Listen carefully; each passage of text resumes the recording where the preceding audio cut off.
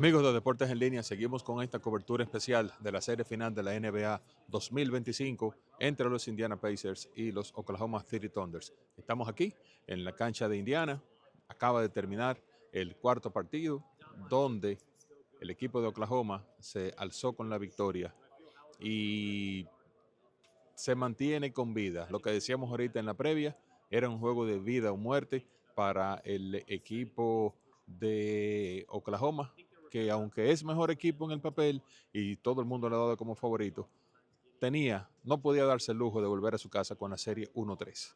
Así que se empata la serie, se roba un juego en la casa contraria y vuelve a retomar la ventaja de la casa. La serie se pausa hasta el próximo lunes.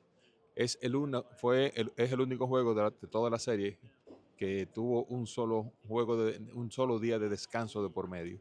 Ya hoy es viernes, se descansa el sábado, domingo y la serie retorna el lunes. O sea que tenemos un juego 5 en Oklahoma y eso asegura un juego 6 aquí en Indiana, que va a ser el jueves también. En dado caso, haya un juego 7, va a ser el domingo, va a ser el lunes en Oklahoma. No, mentira, el domingo. Va a ser el domingo porque va a ser el mismo patrón. Así que ya ustedes saben, un juego de muchas alternativas, un juego donde yo creo que Indiana tuvo su mejor primera mitad. Su mejor primer tiempo lo tuvo en este partido. Estuvo todo el tiempo, ¿no? Hubo intercambios de lideratos entre los dos equipos, pero Indiana nunca se alejó mucho. Nunca se alejó mucho en el momento en que Oklahoma tomaba la ventaja, Indiana venía y repuntaba y viceversa. El juego se mantuvo parejo y algo que no se había dado para ustedes vean que a veces las estadísticas le dicen, bueno, que el equipo que gana 2 juegos, el tercero lo pierde, o el que pierde 2, después gana 1. Eso es historia, eso es estadística, pero eso no quiere decir que usted se va a quedar sentado de brazos cruzados y que automáticamente se va a dar lo que dice la estadística. El juego fue completamente lo opuesto. Hoy el equipo de Indiana ganó los 3 primeros cuartos y perdió el último. Algo que había sido lo opuesto. Había perdido los 3 primeros y había ganado el último cuarto. Por eso es que las estadísticas son simplemente estadísticas y es una muestra, no es un decreto, no es que ya se va a dar así por así las cosas. En el juego, en el análisis, cuando estuvimos hablando del prejuego y el posjuego número 3, habíamos dicho que el equipo de Indiana necesitaba que más de un jugador anotara 20 puntos. La primera vez que un jugador de Indiana anota 20 puntos fue en el juego 3. Hoy pasó lo mismo. Volvimos al mismo patrón. Hoy solamente Pascal Siakam anotó 20 puntos por el equipo de Indiana. 18 para Haliburton, 10 para Nembhard, 12 para Turner y 20 para Siakam, que fue el único. Pero Siakam anotó esos 20 puntos al principio del primer cuarto. O sea, Siakam tuvo una sequía y no solamente Siakam, el equipo de Indiana, cuando faltaban 4 minutos, 40 segundos, 39 segundos, el equipo como que se apagó, el equipo como que le dio un shutdown, en ningún momento se vio cansado, se vio con los brazos abajo, se vio eso en alternativa. No se veía como una estrategia, una jugada para un planteamiento ofensivo, no se veía, era simplemente el que cruzara la pelota, el mismo esquema. Haliburton se la pasaba a Obi-Toppin se la devolvía a Haliburton corría para un lado, corría para el otro. Cuando el reloj se estaba acabando, hacía un intento. Cuando no era él, era otro que lo hacía, pero en la mayoría de las veces fue él. Tuvo 3 primeros buenos cuartos, Haliburton, dentro de lo que se pudiera decir, aceptó 18 puntos, que hasta cierto punto es una cantidad baja para él, pero se vio un equipo de Indiana cansado en los últimos 4 minutos, y no solo eso, faltando 2 minutos, en los últimos 2 minutos el equipo de Indiana falló 5 tiros libres de 6, estando el juego estaba 104-107 estaba el juego. Fallaron 2 tiros libres. Vino el equipo de Oklahoma, dividió 1 y 1. Después vino el equipo de Indiana, otra falta, fallaron los 2 tiros libres. Y después creo que fue Haliburton que encestó 1. pero se vio sin ofensiva, se vio sin estrategia, se vio cansado el equipo de Indiana en los últimos 4 minutos. Es posible que haya sido, porque el juego fue el miércoles, solamente hubo un día de descanso, y que el cansancio con esa intensidad y con ese corredero que juega el equipo de Indiana, es probable que le haya pasado factura. Por el equipo de Oklahoma, que fue el equipo que ganó, 27 puntos para Jalen Williams, que definitivamente encestó también más de 25 puntos en el juego pasado, y ahora también hace lo mismo con 27. Calladito, tranquilito, ten y cuenta se da de lo que él está haciendo, y cuando viene a fijarse en la hoja de anotación, lleva más de 20 puntos. Shea, nueva vez, 35 puntos. Pero esos 35 puntos, usted lo dice así, bueno, fueron 35, pero Shea anotó 15 de los últimos 16 puntos del equipo de Oklahoma. Repito, anotó 15 de los últimos 16 puntos del equipo de Oklahoma, se fue de 10-10 de la línea de tiros libres, al igual que Jalen Williams se fue de 11-11. El de 7-5 Caruso, que al igual otra vez encestó 20 puntos, y las 2 veces que Caruso ha encestado 20 puntos, el equipo de Oklahoma se ha alzado con la victoria. Al parecer, esa es la clave. Otra vez, Miles Turner, un juego malo. Miles Turner, un juego malo de 10-3, pero no solamente el 10-3, sino que se fue de 6-0 de 3 puntos. Se fue de 6-0 Miles Turner de 3 puntos. Ha tenido 2 juegos malos, 2 juegos muy malos ofensivamente. Y recuerden lo que lo comentó el dirigente, que él aparentemente tiene algún problema como de una fiebre, de una gripe o algo así, que le ha estado afectando, y es probable que eso no esté a capacidad 100%. Se siguió con problemas de faltas el equipo de Indiana. Aaron Nesmith fue expulsado por problemas de falta. Por total 27 faltas del equipo de Indiana. Oklahoma tuvo 26 también, pero fueron más distribuidas. Por Oklahoma nadie llegó a 5 faltas, sin embargo, Nesmith tuvo 6 y Miles Turner tuvo 5. Para Indiana poder ganar necesita que 2 o 3 jugadores logren encestar 20 puntos. Los cuartos, como dije, los 3 primeros lo ganó el equipo de los Pacers, sin embargo, el último lo perdieron 31-17. Llama mucho la atención también que el equipo de Oklahoma en el juego número 3 hizo solamente 22 intentos de triple. Digo solamente porque en la NBA todos los equipos tiran 30, 35, y en el caso de Boston, que exagera, tira 45 triples por juego.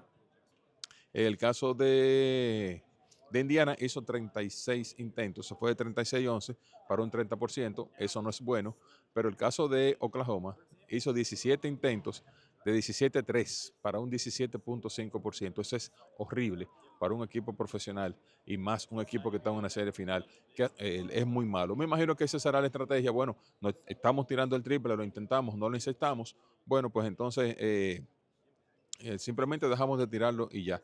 El 47% de campo para Oklahoma, 42.5 para Indiana. Al final de cuentas, señores, el juego se perdió en los últimos 4 minutos. Indiana llegó a tener una ventaja de 10 en el último cuarto. Oigan bien, una ventaja de 10 puntos en el último cuarto, pero el equipo de Oklahoma no bajó los brazos. Sin embargo, el equipo de Indiana sí lo hizo, sí los bajó, y en los últimos 4 minutos se quedó sin gasolina, y ese fue al final de cuentos, al final del juego, la historia de la derrota o la historia del partido en el cual salió perdiendo el equipo de Indiana. La serie se empata a 2, y le decíamos que para Oklahoma este era el juego de la serie final. Si perdían, yo no creía, y nadie de los que estamos aquí y que hablamos sobre el juego tenía esperanza. Nadie dijo que sí, que ellos podían volver de un 1-3. Nadie. O sea que se mantiene en vilo, se mantiene con vida. Oklahoma retoma la ventaja de la casa, y ahora vuelve a su casa a jugar el lunes, y con la posibilidad de poner la serie 3-2. Yo creo que Oklahoma ya tomó el control de la serie.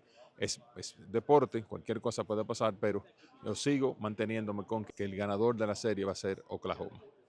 Así que vamos a ver lo que dicen el dirigente del equipo de Oklahoma, Mark Dagnall, unas palabras también de Chet Holmgren. You won every quarter but the fourth. That's the first time you've won a fourth quarter all series. What did you feel through the course of the game, and what changed in the fourth for you guys? Yeah, I just thought we showed great will in the game. I thought, we really hung in there in the third. I thought that was the key to the game because they really had the wind at their back. Um, we had some deflating plays. It was an easy game to give up on, but we kept it within striking distance, 8-10, and then we were able to close in the fourth. I thought Lou, in particular, just set an unbelievable tone defensively in the fourth quarter. That was kind of contagious, but his energy and he was just on it and was very impressive. Got great performances from a lot of guys, but I thought he really kind of swung the game with his approach when he went back in the game. First few minutes left, kind of felt like your season was on the line there. What did you see from Shea to get you home? Yeah, I mean he's unreal. Obviously, really closed that thing offensively. He and Dub, did a great job there. Just execution wise, the shot making, he was outstanding. But I just thought the whole team, that was an uphill game against a great team. I mean, this is one of the best teams in the league in the last couple months since All-Star break, and they're a hard team to beat here. They're a hard team to beat, period, obviously. So I just thought we gutted it out on a night where we really didn't have a lot going, especially offensively. Going on what you just said, just how hard it looked like everything was hard, even when you were producing points or even stopping them. Just looked like they were getting better shots. Just looked like the whole night was just hard. Yeah, it was. I mean, they're a great team. There's again one of the best teams since All-Star break. They've been on an incredible run in these playoffs. They play with unbelievable confidence. They play with unbelievable competitiveness. And I just thought they were super physical on the perimeter again tonight with their pressure and made the game very difficult on us. I thought we were able to tap into that in the fourth quarter, especially on the defensive end. Along the lines on that defensive end, Chet down the stretch continually in those switches, working on their guards. How confident are you when he draws one of those assignments, and what did you see from him tonight when he held up out there? Yeah, he held up great. It's we don't do that a ton with him because he's just so impactful at the rim, but he can really switch. And it's funny when he was coming out of the draft, that was one of the things that they really recognized with him is that he's very switchable. He's got great feet. And we just found ourselves behind the ball in a lot of plays tonight, and the switching was able to get that under control late. But we can't do that unless he can do that, and he was outstanding tonight. All the way in the back on the left, Candace. Mark, Candace Buckner, Washington Post. There were a crap ton of free throws throughout the game. Do you think, besides your defense, that also played a little bit of a factor in kind of throwing off the rhythm for a team that depends on pace as much as the Pacers do? Well, there were a crap ton of fouls. That's why there were a crap ton of free throws. I thought the refs did a good job tonight. Both teams shot a lot of free throws. It was physical. I don't know. I thought, that was what the game was, but it's a physical game, on both ends of the floor for both teams. You mentioned in the third quarter, it felt like they really had the wind at their back. I think at one point they went up 10. You have a very young team. This felt like probably the biggest moment a lot of them have been in. How impressed were you that they kind of didn't let go of the rope in that situation? I'm always impressed by our team. Great poise, great confidence, great connection. The communication on the bench I thought was outstanding. Most of the guys that weren't playing, I thought were like Jay Will. Had an unbelievable voice tonight in a lot of those huddles. When you're on the road like that, it's just you. That's your unit. And those guys did a great job staying in it because that was a hard game. And a hard game for us. We just could not get a lot going for a lot of especially the third. And just to hang in there, it kind of showed who we are. I didn't think it was anything different from what we've been, but we definitely showed who we were in that situation. First row all the way to the left. Mark, all season long, you guys have prioritized the paint to be kind of recession-proof. What did you see in terms of just the resolve and the game plan commitment that you guys had, even when shots were going in for them and weren't for you, particularly in the first half? Yeah, I thought we kind of manufactured that win, with the defense down the stretch, certainly, but, paint defense, second chance points. We're 3 for 17 from 3, but got to the paint ourselves and, like I said, just kind of scraped together enough to win the game. And you got to be able to win games like that. It's not always going to be pretty, especially in the playoffs against a great team on the road. Also, talk a little bit about the switches that you found yourself on a lot of guards and did a great job in the fourth against those guys. We just got some big time players that make big time plays. I think Shea's shots were huge, and those are loud and obvious, and everybody sees them. But we had guys make plays that were, you could say, invisible, that led to a lot of good things happening for us. So it's a great team effort right there, great team win, and we gotta keep it going. First row right here. Joel Ramsey with the Oklahoma Chet. I want to ask more specifically about switches on Halliburton. Obviously, he's trying to put you on an island there late. What were you thinking in those moments, and sort of what did it take to sort of slow him down? I mean, I'd just given up 2 drives right before that, so just trying to kind of learn from those and play them better in those instances. I feel like I got a good contest. He was still able to get it off, and he shoots a high arcing shot. So like the whole time it's in the air, you're just lots going through your mind. But I'm just glad we were able to get those stops and close out the game. First row all the way to the left. Chet, I'm sure your whole basketball life, there's been so much focus on your height. Did tonight you feel like your quickness impacted the game? Not just the defensive end, but all those putbacks, the second chances. It just seemed like you were first to the ball. I feel like a little bit of it was just trying to have a intention of making winning plays, and those plays were kind of what it presented themselves. I found myself in situations where I had to try and get stops for us to win the game, and then also try and make winning plays for us no matter what they look like. And if the ball bounces the other direction on some of those shots, we're not talking about that. So there's a little bit of that too, but I guess I had a knack for being in the right spot tonight.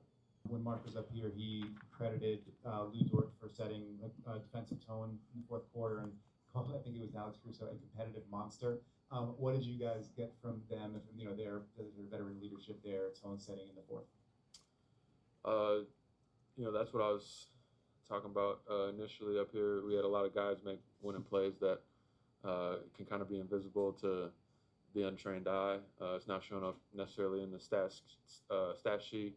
It's not like a highlight that's going to be played over and over. It's not one single instance, but Lou and all the other guys climbing up in the ball, and really playing some hard-nosed defense. Not only sets the tone for us and all the other guys guarding, but it also kind of sets the tone for the other team.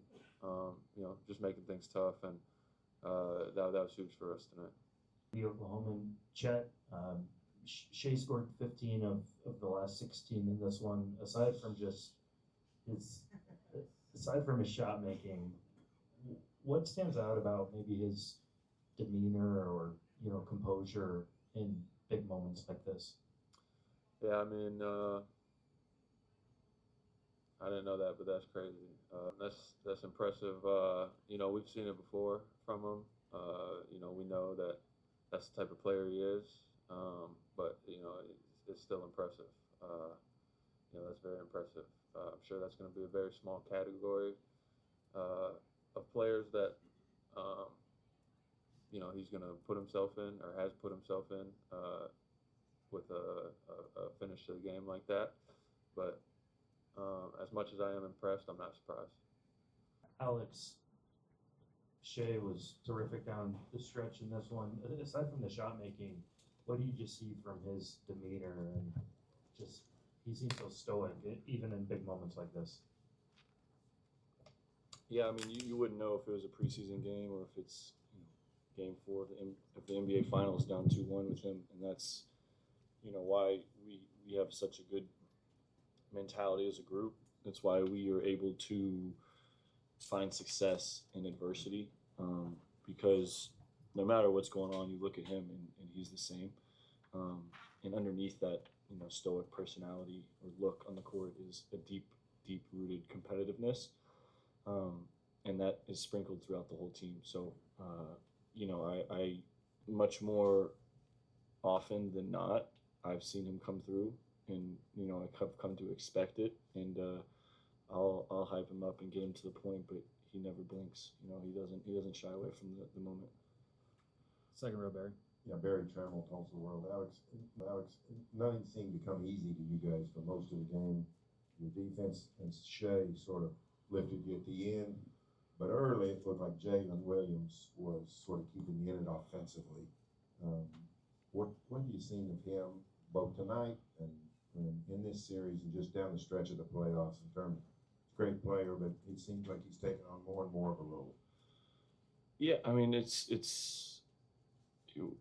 our young guys want to be great, man. Like they really do. They want to be great, and Chet's had games in the playoffs where I think he hasn't played up to his potential in his eyes, and then he comes out and he answers. And I don't think Dub played his best game last game. I don't think he would say that either. And I kind of just expected him to come out and answer the call, and he did it early. Started getting downhill, made a couple shots, but even more than that, but being good on the defensive end, coming up with rebounds late that we needed. There's a reason he's an All-NBA player, an All-Star, at just, I think he's 23, if that's correct. I mean, he's in a phenomenal talent, and these guys, to be able to do it without a lot of experience and without being in that moment before, like this is their first NBA Finals, down 2-1 on the road, down 10 at one point in the game, just answering, throwing punches like that can't get overlooked. Like that's an impressive feat. Alex Shooter, give out Sports Talk. Alex, congratulations. You've gained a cult hero status to a lot of NBA fans with your style of play, your appearance, your headband. But these two games and going back to your time in Los Angeles, you've been like superhero playing these big games. I don't know how much you're into the superhero Marvel DC genre, but is there any superhero that you either kind of identify with, and what makes you play big in these sorts of games?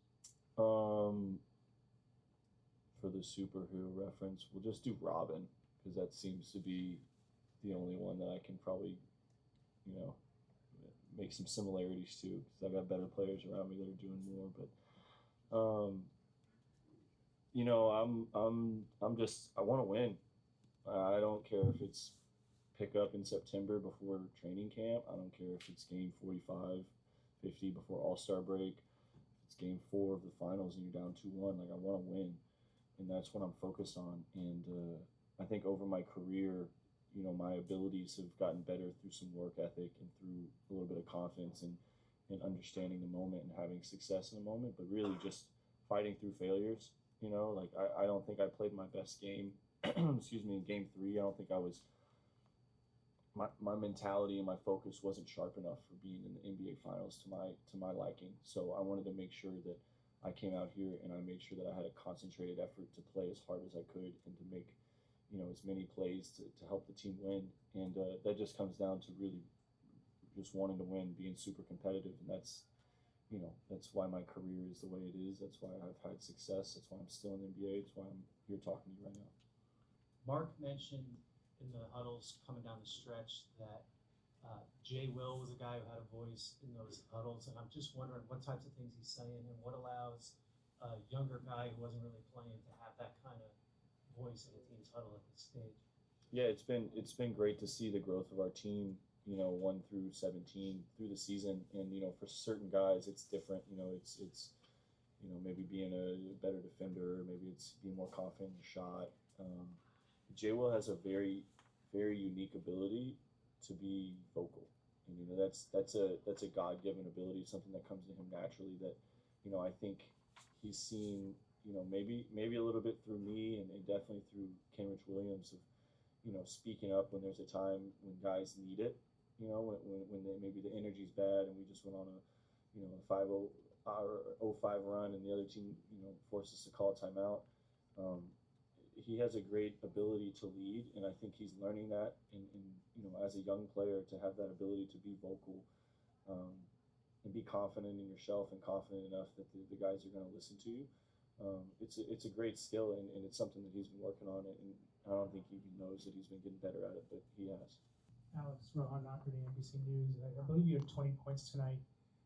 When did you realize you were going to maybe need to do a little bit more offensively than you normally do? And when you were hitting some tough shots and a lot of one-on-one plays, how much confidence do you have in those moments and what you can do offensively? yeah, I mean, each series presents a different challenge and presents a different puzzle to be figured out. And the way that Indiana's playing, it's leaving opportunities for, you know, supplemental offense for other guys. And that was part of what I spoke about earlier with Game 3. I don't think I was aggressive enough. You know, I think I made a couple bad reads on the perimeter. I don't think I tested the paint enough.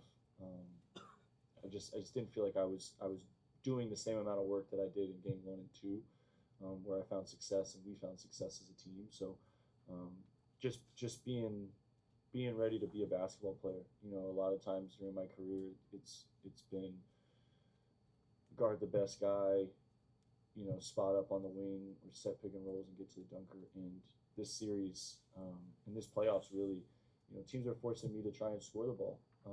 And that's something that I've been working on for the last 3-4 years of my off season. It's been long off season, haven't been in the playoffs. So I've had a lot of time to work and prepare and get to the point to where I knew this was going to be the scout, take away the best players on their team and make the guys beat you. So just being confident in myself and being confident in the work that I've put in and recognizing opportunities.